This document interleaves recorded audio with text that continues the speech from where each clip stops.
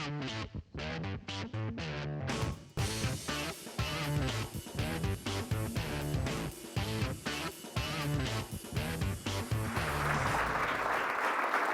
I am managing director for Studios, ThoughtWorks product division, and I wanted to talk about this obviously because one, I used to be head of product before I was managing director, but two, because product management as a discipline is somewhat ill-defined, and I think a lot of us see that in our organizations. What do product managers do?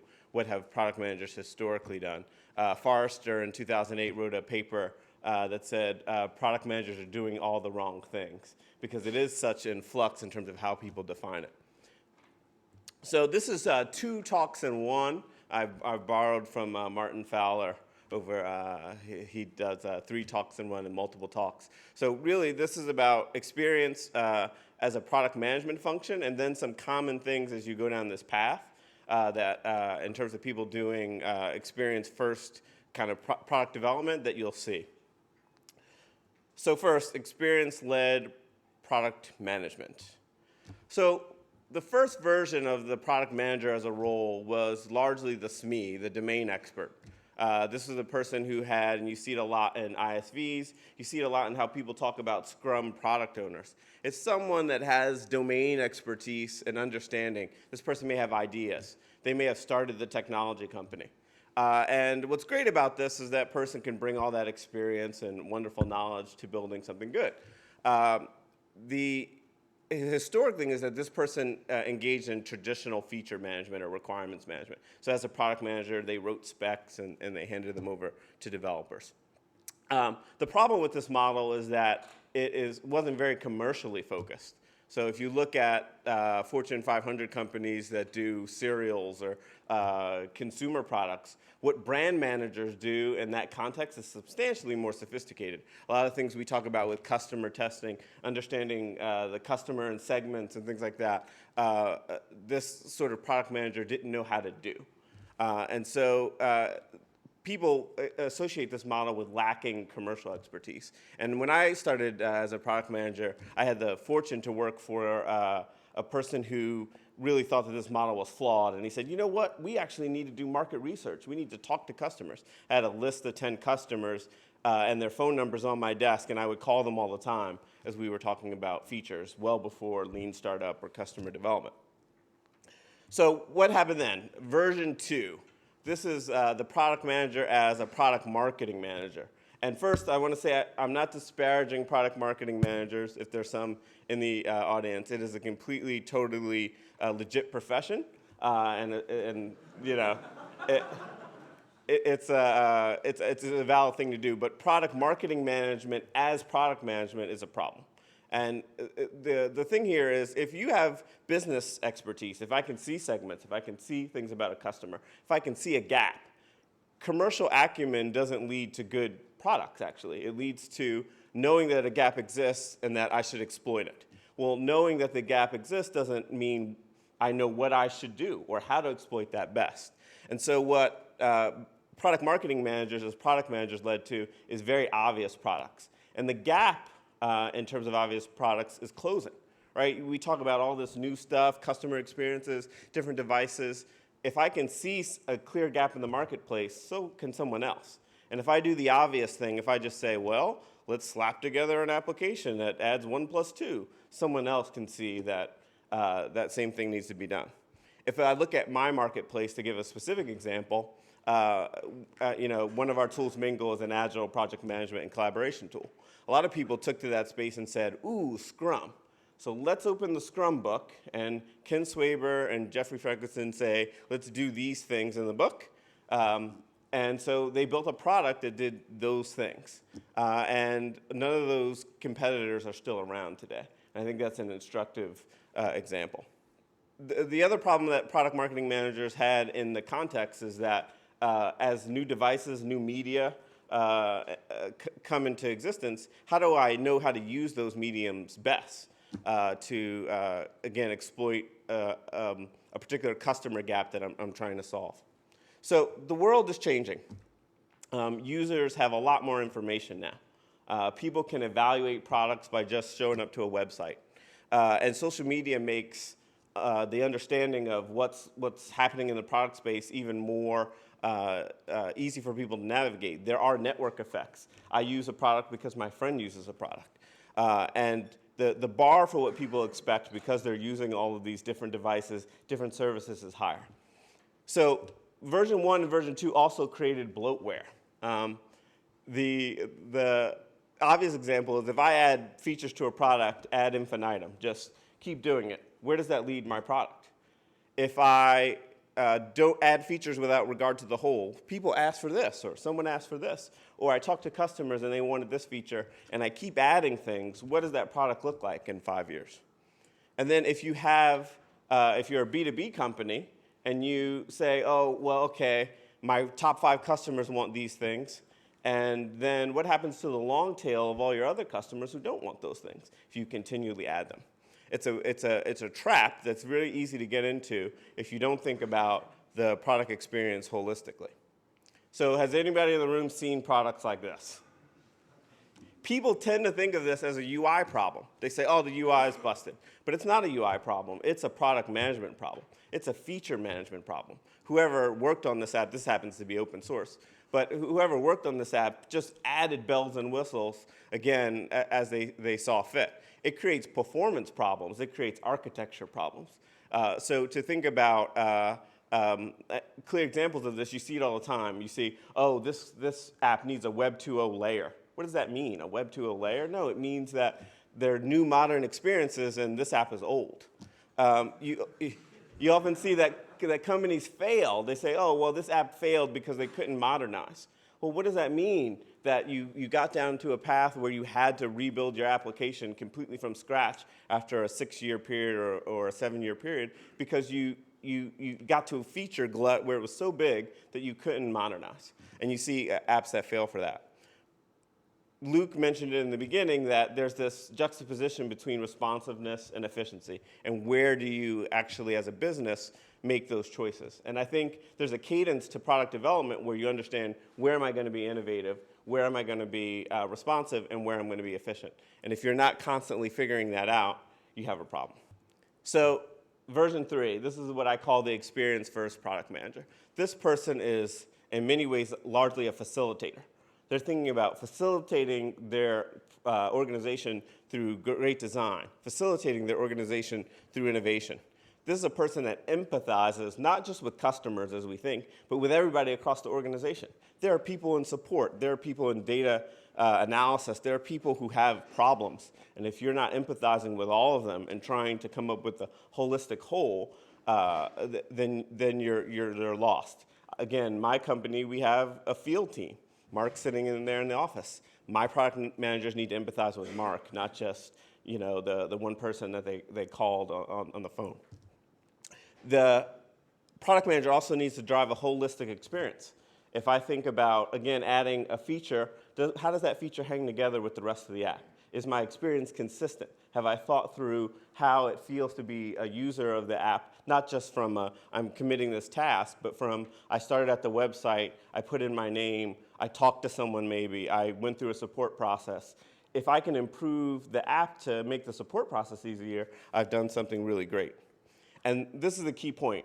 A product manager now needs to use all that stuff in version 1 and all that stuff in version 2 to help create differentiated experiences. We've had people talk about it already today, that a lot of times the actual functionality itself is becoming a commodity. And so how do I create an experience that's differentiated vis-a-vis my competition? So what outcomes are we looking for? I believe, Barry, you already mentioned Marty Kagan. So this first example is from Marty Kagan. For people who don't know who he is a relatively senior product manager who's written a couple books on it out of Silicon Valley. And so Marty Kagan, in the book actually, is called Inspired, his basic book on product management. I think it's okay. It's a good framework. It doesn't have enough meat, but it's a good starting point. So what he says in the book, though, is that products must be usable. So that's obvious, right? I need to be able to spin up an app and use it to do something. It needs to be valuable. So the end user must derive some end value from it, and then you as a company must be able to derive some value from their value. either through advertising, third-party clicks, the person willing to pay you for the feature, and then feasible. So we talk about like building things all the time and agile and continuous delivery, but is a feature something that we should build? Is it healthy for the long-term life of the application? Can it be done reasonably from a development effort perspective? The product manager should not be divorced from technology. They should be actively working with the development team to make this happen. So then there's another guy whose name is John Kolko. He is kind of on the academic side of user experience, and I really like how he writes about things. And he's written a book called Thoughts on Interaction Design. And he has a very similar, surprisingly, framework where he says applications and experience professionals must think about an application being usable. Again, that makes a lot of sense. He says that applications also must be useful. So again, the end user needs to be able to accomplish a particular activity, a task, or solve a problem with your app. But he had something different. He says that user experience professionals should be looking to make things that are desirable, that people actually want to use. There's some emotional component to building a product. There's emotional resonance when you have a product that you sit down and you actually like it. How many people here like their mobile phone? And I think that says a lot to do, and Adrian is laughing because I'm an iOS person, he's an Android person, and I go, how can you like that? If your experience isn't desirable, you're actually missing a piece of selling to a human. A human being wants something that they resonate with. And so if you put all these together, usable and usable are the same, valuable and useful are roughly the same. And so I think that the product manager's goal in terms of outcomes is to find the product that's usable, valuable, feasible, and desirable. And so I'm going to take those four things and go through a couple examples now. So first, out of software, I figure I'm in the UK, I should use an example from the UK, Dyson vacuums. So if you think about it, everybody wants to vacuum. Everybody has like dirty carpets. That's pretty clear that there's some value in making a vacuum cleaner. If you can make a vacuum cleaner that's better and pulls up more dirt, even better. And I think that's where they started from. Is it usable? Can I push it? Yeah, sure. I can push the vacuum cleaner. And again, can I make that even better? The ball design on the Dyson so that you can get into corners and push it around. Is it feasible? Can I use all this engineering technology that James Dyson, as an industrial engineer, had come across to make a better vacuum? Okay, yeah. Could I produce it at scale? Well, yeah, they figured all that out. And then the last bit, can I make it desirable? If you look at the industrial design of a Dyson vacuum cleaner, it looks cool. It just looks like, wow, I would like to use one of those things, and oh, it's a joy to push it around. That's important. I have a neighbor who used to go and borrow one of our other neighbors' vacuum cleaners. They had a Dyson, and they moved. And he was their friend, so he was legitimately their friend, but he's like, oh man, I'm gonna miss their vacuum cleaner. So another prominent example in the news, Facebook Home. I've got a question mark there on valuable. We'll talk about that in a sec. But Facebook has a unique problem, right? They're a company that started social networking on the desktop. And as people move to mobile, they need more mobile engagement so they can serve you ads on your mobile device. Well, a mobile device isn't the greatest place for serving ads. So how do they increase the engagement? How do they work with you in a way where you want to get their ads? They had to think through that. And so a lot of pundits said Facebook needs to build its own operating system. It needs to compete with Android and iOS. And Facebook looked at that problem and said, that's not feasible.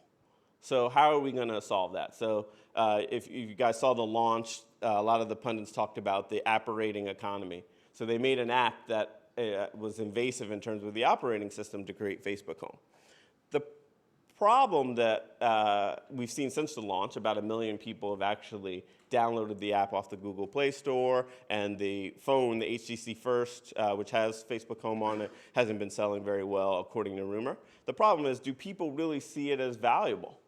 There are a lot of pundits who first looked at it said, it looks great, it's wonderful, the user experience is great. That's a desirable category, but do people really want Facebook to invade their experience? Do they want it to be home? I don't know. I would guess not. It will be the actual end of the tail, but I'm not sure. So again, the role of the product manager is someone who is facilitating an entire organization through this process, thinking about, okay, is it usable, is it valuable, is it feasible, is it desirable? And that person is thinking through the experience of the customer and bringing all the different tools to bear to help the organization make that work. So if I were to do a kind of a position description, is that PMs have basically a tug of war of what they're doing. So first, they're chief commercial officer. If you think about making sure that a product works, again, that problem between version 1 and version 2, there's someone who's keeping their eye on, how do we make a product that is successful by whatever measure is meaningful? If you're thinking about an internal application, there's still success criteria.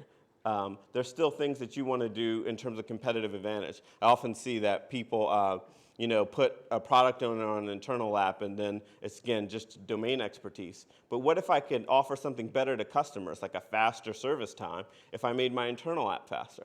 When you want someone to differentiate the experience internally to make the people who commit that service more efficient, more productive. So the second thing that they need to do is understand the market. And John and Barry talked about some ways to do that, and I'll talk a little bit more about Lean Startup in a second. But really, in terms of the market research, the competitors, the users, someone really needs to understand that deeply and think about the segments that you're selling to, the pricing, et cetera. And I think most of us associate that with product management. Gather input from customers. I think there's a distinction that I like to make between input and solicitation of input and validation, again, if you look at validated learning.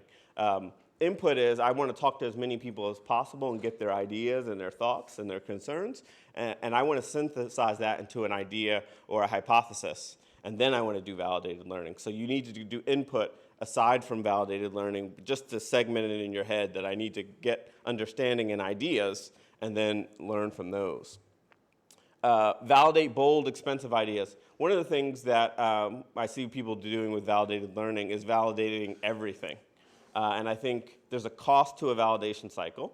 It could be cheap for you if you have SaaS and changes are very cheap, but it could be expensive. And it also can limit serendipity. So one of my famous examples is Instagram. Everybody talks about Instagram's a great success. They've actually done some lean startup kinds of activities, but if they hadn't built their first app, which was called Bourbon, which is this terrible social networking app, they wouldn't have observed that people actually like to share photos. And that's what happened. They built the social network that was mobile only, and when they looked at it, the majority of the activity was photo sharing, so they scrapped it and decided to focus on that. So taking all this and delivering compelling, competitive experiences. If you think about, again, all the pieces that you have around your organization, trying to pull that together to say, okay, for a user in their context, what can we do to provide the best experience? And notice I have on here, I don't have prioritization on here. Why? Well, actually, it's the last thing. If you do all the rest of this stuff, and I think someone in the crowd asked about prioritizing activities, if you do all the rest of this stuff well, the prioritization shakes out. And people classically think of product management prioritization. And it's like, yes, but if you do the rest of this, the prioritization will be very obvious in most cases. So what do I do to find the right people to do this job? I think it's a pretty varied skill set, but one of the first things that I think, again, when you talk product owners or you talk domain expertise is what level of expertise do people need to have? I think there's a right balance between domain expertise and product management expertise. You'll hear in product management circles, and I think this is a myth, that, a professional product manager doesn't need to have domain expertise. They can just come in and do their product management thing. And it's like, well, that's kind of true, but not, to the extent that domain expertise helps you understand what the problems could be, helps give you ideas. Similarly, if you have someone with just domain expertise, they're going to have trouble often bringing other perspective into what they believe to be true. They've got this historic built up, this is how things work, this is how things should be, and it's difficult often for people with lots of domain to get away from that. And then have good judgment and are clued into modern product development methodologies and modern products. If you use mobile phones a lot, you'll know what the trends are in mobile app development. So I'm not going to talk through this too much, but say you want to move in this direction and you've identified some people who you think could be good product managers. What do? Start with ideas. Start with collaborating, getting people in a room, facilitating that. And once you have ideas, you can say, all right, let me get perspective on those ideas. Again, gathering input. The next is, do we really have value? And can you validate that you have value? And again, that's my distinction between getting some ideas in place and then validating whether they actually work. And then can I solve it? Can I actually build something feasible with a differentiated experience? So this is part 2 of the talk. I'm going to try to run through this rapid fire style. But these are some key key issues in user experience. So the first, mobile first, the play on words that I use to name this talk. Should you do mobile first? It depends. If you're reading these articles on TechCrunch and all these pundits that are saying do mobile first, that's kind of crazy. I'm going to add one sort of layer to what Martin and Giles said about context. What are the activities that people are doing in context? If you can understand what activities people are doing in any context, I'm in my room, I'm in a taxi cab committing some kind of activity, then does it make sense to do that mobile first? Instagram made sense to be mobile first because people are taking pictures out with their iPhone. And so does mobile as a medium facilitate the right interaction that you want to have? If you look at all the current crop of DSLRs, all of them now are embedding NFC in the camera so that when someone's out and about and they want to use their camera and their phone together, they can just tap them together and have them pair.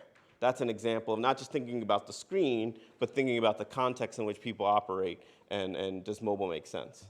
Responsive design, same thing. It really is, do you understand the context of your user? And by doing responsive design, you're assuming that in all contexts, a user might want to use your app in a mobile way, which is true. It's very true for content-driven sites, but it may not be true for your application. You may not want to make something responsive that has a lot of doodads and widgets and input because, well, that's not really relevant to somebody's actual activities. And David Rice, who works with me, said this, fitting every screen size just because is not doing your homework, which I thought was pretty funny. So aesthetics aren't eye candy. So again, when people talk about UI and they talk about visual design, they just think, oh, we're putting lipstick on it, we're making it look pretty. But aesthetics matter because, again, they communicate something emotional, they create resonance, and they help with affordances. Affordances are by looking at something, things that I know I can do. So this is Mingle, our collaboration project. If you look where that arrow is, there's a little card down there. We made that card look a certain way. We made that card animate a certain way so that users know they can click on it and drag it into the board and have it be, we call it the magic card, and it has sort of magical properties. Now, even after doing that, a lot of our users still don't know that they can click on it and drag it, so we have more work to do. But the aesthetics really matter there. APIs need love too. So a lot of times people think, oh, just API, just chunk it out, it should be there, but there is an actual user experience to consuming an API. This is Stripe, this is a mobile payments company. They've differentiated themselves by making it really easy for developers to use their product. And if you think about service-oriented architecture in a corporation, if you want people to use your service, make it easy to use. People will use it. The ROI of experience is very difficult to measure. So as you get closer to doing something for a user, the old traditional models of measuring should you do A over B via ROI case are harder. I'm not saying ROI cases are bad or that you shouldn't do them, but when you're thinking about experience and whether I should do A or B, it often comes down to an understanding of the customer, gut, empathy. So internal apps are under more scrutiny. Gen Y is a problem, everybody. If you don't feel that Gen Y is a problem, you got to embrace that. So this is a survey that Cisco did where 56% of people surveyed said they would not join a company or subvert a company's processes if they didn't allow access to social media. And the survey is really fascinating along lots of different topics about Gen Y. But if you're not thinking about making your internal applications better just because you want to recruit younger workers, you should. Obviousness versus simplicity. Again, in the design community, a lot of people are talking about this. Obviousness is surfacing functionality so that people can see it's there. There's a save button. There's a button that allows me to print. Simplicity is getting things out of your way such that the app seems very simple and there's not a lot of Chrome. Obviousness versus simplicity is really an understanding of your average user. What kind of user are they going to be? Are they going to be an expert? In which case you want to trend more towards simplicity. Or if your average user doesn't know what they're doing, you're going to want to trend more towards obviousness. How many people here hate the Microsoft Office ribbon? That's because you already are a fairly expert user at what they already had. And so they were trying to solve an obviousness problem, but by instead of making more simplicity, they changed their context and put something in the way. But that's a good example of it. So if you look here, this is iPhoto for the iPad, and somebody's mocked it up. You can see all of the different things that Apple has chose to surface to you about what you can do. That's a very obvious UI. This is paper for the iPad. That bottom tray draw with the colors and the pens doesn't exist. You have to swipe up to get it normally. So it's blank canvas for you to write on. That's simplicity.